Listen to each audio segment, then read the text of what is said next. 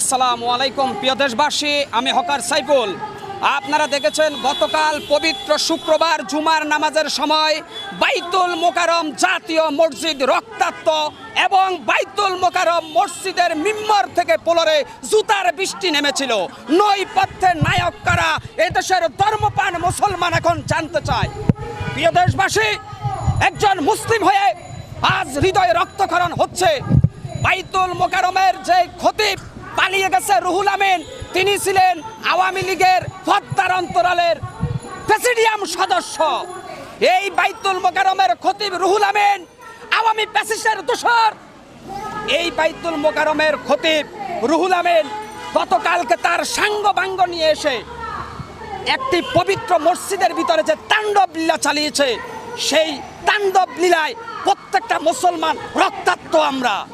আমরা বলতে চাই, আমাদের কোরআন একটা, আমাদের নবী মুহাম্মদ সাল্লাল্লাহু আলাইহি সাল্লাম একজন, আল্লাহ একজন, তাহলে বাংলাদেশে ইসলামের এত দল কেন? আমি পরিষ্কারভাবে প্রিয় দেশবাসী আপনাদের কাছে জানতে চাই, এই যে বাইতুল মোকাররম মসজিদকে বিভিন্ন সময় রাজনৈতিক কার্যালয় বানানোর পায়তারা করছে কারা, তাদের মুখর জাতি জানতে চায়।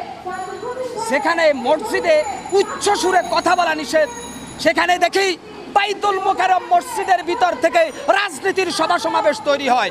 তার মানে এরা মসজিদকে দলীয় কার্যালয় বানাতে চায়। প্রিয় দেশবাসী, আপনারা জানেন বাইতুল মোকাররম মসজিদ নয় শুধু, এর আগে কাকরাইল মসজিদে দেখেছি আমরা এক তাবলিগের লোক আর এক তাবলিগের লোকের ঘুষাইয়া নাক ফাটাই ফেলেছে। এখানেই শেষ নয়, টঙ্গীর বিশ্ব ইজতেমার ময়দানে আমরা দেখেছি রক্তে লাল।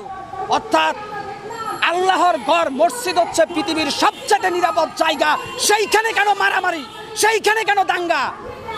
প্রিয় দেশবাসী, আপনারা জানেন 1996 সালে তৎকালীন আওয়ামী লীগ সরকারের আমলে কিছু দুষ্কৃতকারী পুলিশ জুতা নিয়ে বাইতুল মোকাররম মসজিদে প্রবেশ করেছে। আমি মনে করি এই সব ঘটনা একই সূত্রে গাঁথা, এক ধরনের ষড়যন্ত্র।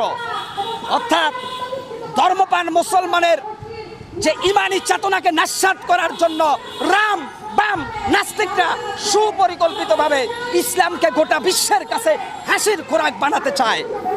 আপনারা জানেন বিশ্বনবীর সবচেয়ে বিশ্বস্ত সাহাবা হযরত ওমর ফারুককে কিন্তু মসজিদের ভিতরে হত্যা করা হয়েছে।